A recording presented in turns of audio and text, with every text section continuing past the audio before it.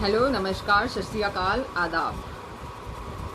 सौगंध मुझे इस मिट्टी की, मैं देश नहीं बिकने दूंगा। सौगंध मुझे इस मिट्टी की, मैं देश नहीं झुकने दूंगा। मगर ये क्या हो रहा है? सिर्फ ट्विटर पे बातें हो रही है, देश तो बिक भी रहा है, देश तो चाइना के सामने झुक भी रहा है और देश में क्या क्या नहीं बिक गया है। ये सब आप लोगों को मैं पिछले कुछ वीडियोस में बता चुकी हूँ कि देश में क्या क्या बिक रहा है। खैर दोस्तों, मेरा उद्देश्य आप लोगों के ज्ञान चक्षुओं को खोलना है और मुझे लगता है मैं बहुत बड़ा मॉरलिटी से भरा, नैतिकता से भरा काम कर रही हूँ, जिसमें मुझे बहुत मज़ा आता है। मुझे अपने आप को अपडेट करना बहुत पसंद है, मुझे मेहनत करना पसंद है और मुझे आप लोगों तक सच्चाई और विश्लेषणपूर्ण जानकारी पहुँचाना मुझे बहुत पसंद है। ऐसा करने में मुझे बहुत अच्छा लगता है। मैं अपने आप को अपडेट कर रही हूँ, आप भी मुझे पूरा भरोसा है अपने आप को अपडेट कर रहे हैं। आप लोगों के प्यार के बिना, आप लोगों के सम्मान के बिना ये पॉसिबल नहीं था कि मैं इतने आगे तक बढ़कर इतने सारे वीडियोस बना चुकी हूँ। लगभग हर दिन मैं एक वीडियो डाल रही हूँ और मुझे कंसर्न है अपनी देश की जनता से, मुझे कंसर्न है अपनी देश की तरक्की से। मेरा कंसर्न सिर्फ और सिर्फ जानकारी को आप तक पहुँचाना है, सच्चाई को आप तक पहुँचाना है और एक जो ऊपरी मास्क या कवर जो है खबरों के पीछे रहता है, उस खबरों के पीछे का ऊपरी मास्क या कवर जो है हटाना ही मेरा उद्देश्य है और आप सब मेरे साथ हैं और मुझे उसका बहुत बहुत बहुत गर्व है। तो शुरू करते हैं दोस्तों। जैसे मैंने आपको पिछले कुछ वीडियोस में बताया कि देश तो बिक भी रहा है, देश तो झुक भी रहा है, लेकिन देश को बेच कौन रहा है? देश को झुका कौन रहा है? क्या सत्ताधारी लोग, क्या नेता अपने पर्सनल फ़ायदों के लिए देश की काफ़ी सारी कंपनियां जो हज़ारों करोड़ों का मुनाफा सरकार की जेब में देती थी और वो सरकार अब अपनी तरफ से इनपुट ना डाल के, अपनी तरफ से इन्वेस्टमेंट ना डाल के सिर्फ और सिर्फ मुनाफे के पीछे पड़ी हुई है? क्या लोकतंत्र की जो हत्या हो रही है उसके लिए केंद्र सरकार जिम्मेदार है? लोकतंत्र की हत्या से मेरा तात्पर्य है राजस्थान में हो रहे गहलोत और गवर्नर घमासान से। ऐसा बताया जा रहा है कलराज मिश्र जी के बारे में। टेलीग्राफ में मैंने कुछ पढ़ा था, Telegraph is a very renowned famous English newspaper. So उसमें बताया गया था कि शायद कलराज मिश्र जी जो हैं पागल हो गए हैं और वो जो है संविधान के हिसाब से कम चल रहे हैं और केंद्र के हिसाब से ज़्यादा चल रहे हैं, जो काफ़ी हद तक मुझे लगता है सही भी है। क्योंकि 26 जुलाई को जो मुख्यमंत्री ने प्रस्ताव भेजा था उसको 6 सवालों के साथ में प्रस्ताव को कैंसिल कर दिया गया है। फिर उसके बाद में 25 जुलाई को जो प्रस्ताव भेजा था, 23 और 25 जुलाई को, फिर उसी 25 जुलाई को जो मुख्यमंत्री ने प्रस्ताव भेजा था सत्र बुलाने के लिए, क्योंकि उनका अपना बहुमत सिद्ध करना है और किसी भी राज्यपाल का उद्देश्य होता है, उनका परम कर्तव्य होता है जिसके लिए वो वहाँ बैठाए जाते हैं राज्यपाल। तो राज्यपाल का जो मकसद होना चाहिए वो मुख्यमंत्री को बहुमत सिद्ध करने के लिए आदेश प्रदान करना ही उनका मेन कर्तव्य जो माना जाता है संविधान के हिसाब से। लेकिन यहाँ पर उल्टी गंगा बह रही है, क्योंकि यहाँ पर गहलोत साहब जो है वो अपना बहुमत सिद्ध करना चाहते हैं सत्र बुला के, मगर राज्यपाल साहब नहीं चाहते हैं कि सत्र आए। वो कभी कुछ बहाना लेते हैं, कभी कुछ बहाना लेते हैं। 23 जुलाई का प्रस्ताव कैंसिल हो गया, 25 जुलाई को 3 सवालों के साथ में प्रस्ताव कैंसिल हो गया। अब तीसरी अर्जी है, तीसरी अर्जी का भी समझ में यही आ रहा है कि कुछ ना कुछ उल्टा पुल्टा जो है सवाल जवाब करके कोरोना का बहाना लेके या और किसी तरह का बहाना लेके या मानसून सत्र का बहाना लेके किसी भी तरह से वो सत्र बुलाने पे मंजूरी नहीं दे रही है। तो ऐसा समझ में आ रहा है कि शायद केंद्र सरकार की तरफ से इशारे पर ही पूरी तरह से राज्यपाल चलना चाह रहे हैं। और ऐसा मोदी सरकार में 6-7 बार ऐसा हुआ है कि राज्यपालों की भूमिका पे सवाल उठे हैं। राज्यपाल जो है वो जो है पूरी जो चीज़ों को अपने हिसाब से या तत्कालीन सरकार के हिसाब से चलाना पूरे सिस्टम को पसंद करते हैं और संविधान से उनका कोई लेना देना नहीं होता है। तो ये लोकतंत्र की हत्या है, क्योंकि हमारी देश की जनता जब वोट देने जाती है तो बड़ी ही उम्मीदों के साथ में वोट देने जाती है। वोट देने के बाद में वो चाहती है कि जो सरकार बहुमत में आ रही है, जो सरकार चुन कर आ रही है, जो सरकार विजेता है, वो सरकार ही राज्य में बनी रहे। लेकिन यहाँ पर हमारे मोदी जी जो 2014 में ये मंत्रा लेकर आए थे, ना खाऊंगा ना खाने दूंगा, तो अब तो खाया भी जा रहा है, खिलाया भी जा रहा है, बढ़ चढ़ के खिलाया जा रहा है, बहुत ज़्यादा खिलाया जा रहा है। फ्रॉडपंथी इतनी ज़्यादा बढ़ गई है और सारे पुलिस से लेकर तो हरियाणा से लेके तो दिल्ली तक जो अभी केंद्र सरकार है दिल्ली में, सब कुछ जो है वो मानेसर में बैठे हुए विधायकों के साथ में है और उनको किसी भी तरह से विधायकों को दल बदलने के लिए समझाया जा रहा है और मनाया जा रहा है। और विधायकों की अब तो कॉस्ट भी बढ़ गई है। गहलोत जी के अकॉर्डिंग उन्होंने बताया है कि मेरे पास में सबूत है और अगर मेरे सबूत और वॉइस रिकॉर्डिंग अगर गलत प्रूफ हो जाती है तो मैं राजनीति छोड़ दूंगा। इस तरह से गहलोत जी के बयान आए हुए हैं, जो मेरे ख्याल से बहुत प्राउडली उन्होंने कहे हैं और उस पर हम सबको विश्वास करना चाहिए कि ऐसा हमारी सरकार में हो रहा है। वैसे भी गहलोत सरकार को गिराना इतना आसान नहीं है। अगर 200 विधायकों में से 73 बीजेपी के और 3 बीएसपी के अगर विधायक चले भी जाते हैं तो मुझे नहीं लगता कि गहलोत सरकार को किसी भी तरह से गिराना पॉसिबल है। खैर आगे बढ़ते हैं कि हमारी सरकार को खाने खिलाने की ज़्यादा चिंता है। हम देख रहे हैं कि पैरामिलिट्री फोर्सेस की जो हमारे सैनिक है उनकी पेंशन बंद कर दी है, लेकिन जो आपके छुटके नेता छुट भैया नेता या जब विधायक या एमएलए जो होते हैं, जो एक काल में एक जिंदगी पूरी जीवन में 5 साल या 10 साल के लिए आते हैं सरकार में या नेता का पद ग्रहण करते हैं, उनको पूरी जिंदगी भर के लिए 2-2 लाख रुपए की पेंशन दी जाती है। क्यों ऐसा किया जाता है? ये पैसा तो हमारी मेहनत की कमाई है। हम लोगों ने मेहनत की, अभी कोरोना के चलते सब लोगों की जॉब छूट गई है, वरना हम लोगों ने चाहे 10,000 की नौकरी करने वाला हो या 10 लाख कमाने वाला हो प्रति माह, हर इंसान ने, हम जो भी सामान खरीदते हैं हर माह हमने बहुत सारा टैक्स सरकार को दिया और सरकार हमारे पैसे को सिर्फ विधायकों और मंत्रियों को पेंशन देने के लिए 2-2 लाख रुपए तक की पेंशन दी जाती है प्रति माह। इन मंत्रियों को, एमपी एमएलए की बात मैं कर रही हूँ। तो ऐसा हमारे पैसों को हराम का पैसा समझा जा रहा है सरकार के द्वारा, और हमारे जो टैक्स का पैसा है, जो भी जीएसटी का पैसा है, वो सरकार के हाई क्लास मेंटेनेंस के लिए खर्चा किया जा रहा है। मतलब हम मेहनत करेंगे, हम अपना पसीना बहाएंगे और हमारे पैसे से, हमारे टैक्स से हम जो दिन प्रतिदिन जो चीज़ों का इस्तेमाल करेंगे, जो एक भिखारी से लेकर तो एक नामचीन उद्योगपति तक, हम अगर बिस्किट का पैकेट भी खरीदते हैं उस पर भी हम लोग टैक्स देते हैं। लेकिन सरकार हमारे टैक्स से क्या कर रही है? सरकार हमारे टैक्स से सिर्फ और सिर्फ राजनीति कर रही है, सिर्फ और सिर्फ अपनी हाई क्लास लाइफस्टाइल मेंटेन कर रही है, जिसके झांसे में हम सब आ जाते हैं। इस तरह से जानकारी, मुझे आपको विश्लेषणपूर्ण जानकारी बताने का मकसद यही है। मैं ना किसी पार्टी का समर्थन कर रही हूँ, ना किसी पार्टी की आलोचना कर रही हूँ। आप मुझसे सहमत हो सकते हैं, असहमत हो सकते हैं, लेकिन मैं अपनी स्टडीज जो है आप तक पहुँचाऊंगी, मैं अपनी रिसर्च को आप तक पहुँचाऊंगी। आपको पता है मुझे रिसर्च करना अच्छा लगता है और आप लोगों से बात करना अच्छा लगता है, और मैं आप लोगों से ये विनती करूँगी कि आप प्लीज़ इस वीडियो को देखने के बाद ज़्यादा से ज़्यादा मात्रा में इसे शेयर कीजिए और अपने देश के जनसंख्या में बुद्धिजीवियों की संख्या बढ़ाइए। बुद्धिजीवियों की संख्या नहीं भी बढ़ती है, फिर भी लोग, अगर मैं बता रही हूँ उतना ही समझ ले तो भी पर्याप्त है मेरे ख्याल से। आगे बढ़ते हैं, देखते हैं कि जब कोरोना काल में हमारे यहाँ पर इस तरह का माहौल है कि हर दिन जो है 45-50 हज़ार मामले जो है बढ़ चढ़ के सामने आ रहे हैं। उस समय हम लोग जो है 5 अगस्त को जो है राम मंदिर का शिलान्यास कर रहे हैं, भूमि पूजन कर रहे हैं, और जिसमें टाइम कैप्सूल की बात सामने आई है। टाइम कैप्सूल के बारे में बताया जाता है कि जो जमीन में 20 फीट नीचे डाला जाएगा और ये जो है 4-5 हज़ार सालों तक, पता नहीं 6-7 हज़ार 10 हज़ार सालों तक जो है जमीन में एज इट इज रहता है। ताम्र पत्र से बनाया जाता है, एक डब्बा अनुमा संरचना होती है टाइम कैप्सूल। मुझे भी नहीं पता था, मैंने भी इसके बारे में जो है रिसर्च किया है, टाइम कैप्सूल किसको कहते हैं। और टाइम कैप्सूल में जो है पूरा जो महिमा मंडल है वो बीजेपी का महिमा मंडल है, और किस तरह से बीजेपी ने जो है लाल कृष्ण आडवाणी जी के रथ यात्रा के काल से लेके अभी तक जो है, और जो विश्व हिंदू परिषद के जन्म से लेके अभी तक जो है, वो जिस तरह से राम मंदिर को मुद्दा बना के सरकार में आई है बीजेपी, तो वो सारा महिमा मंडल शायद इस पर किया जाएगा। और जो है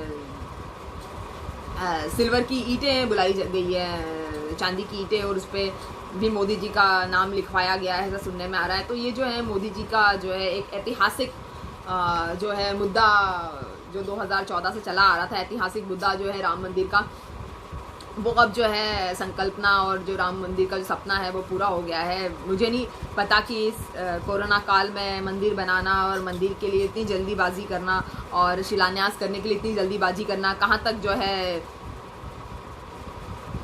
सही है। आप लोगों को अगर सही लगता है तो प्लीज़ मुझे बताइए। मुझे लगता है कि मंदिर और मस्जिद के बजाय हमें मानवता के धर्म को समझना ज़्यादा इम्पॉर्टेंट है, जहाँ तक मुझे लगता है। और जहाँ तक एक पढ़े लिखे समुदाय को लगेगा कि हमारे भाई बहन जो कोरोना से मर रहे हैं, कोरोना वॉरियर्स जो मर रहे हैं, उनका इंश्योरेंस तक हमारे पास में नहीं है। उनके घर में जाके कोई पूछता नहीं है कि उनके घर में अगर कमाने वाला मर गया है, कोई पुलिस वाला, डॉक्टर या नर्स जो है मर गई है, अगर शहीद हो गई है, मैं कहूँगी कोरोना के पेशेंट्स का इलाज करते हुए, तो उनके परिवार का क्या होगा, इसकी किसी को भी पड़ी नहीं है।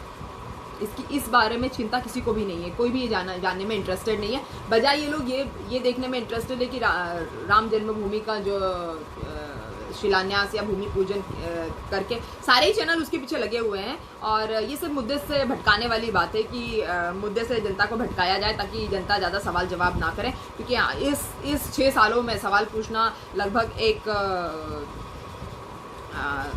कहते हैं कि उसको बड़ा हीनियस क्राइम हो गया है सवाल पूछना। लेकिन मेरी रिसर्च चलती रहेगी, आप लोग मेरे साथ में जुड़ते रहेंगे और संख्या इसी तरह से आगे बढ़ेगी और कारवा इसी तरह से चलता रहेगा। ऐसा क्या है मोदी जी में जो मतलब किसी भी सवाल का जवाब मोदी जी है। हमारे देश में रोजगार नहीं है, मोदी जी है ना। हमारी जो जीडीपी इतनी ज़्यादा गिर गई है, बांग्लादेश और नेपाल हमसे आगे निकल गए, छोटे छोटे से भौगोलिक दृष्टि से या फाइनेंशियली दृष्टि से हमसे बहुत बहुत बहुत छोटे देश है, हमसे वो भी आगे निकल गए आज की डेट में। लेकिन हम सिर्फ मोदी जी के गुणगान गा रहे हैं। मुझे समझ में नहीं आता क्या मोदी जी देश है, क्या अमित शाह जी देश है। वो देश को तो बचा नहीं पा रहे, अक्साई चीन कहाँ से लेकर आएंगे चाइना से वापस छीन के। आपको लगता है कि चाइना जैसा जो है बदमाश और जो है कभी अपनी बातों पे टिकने वाला देश जो है इस तरह से अक्साई चीन आपको दे देगा उठा के?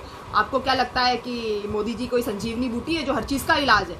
कोई सुरखाब के पंख लगे हुए हैं बीजेपी सरकार में?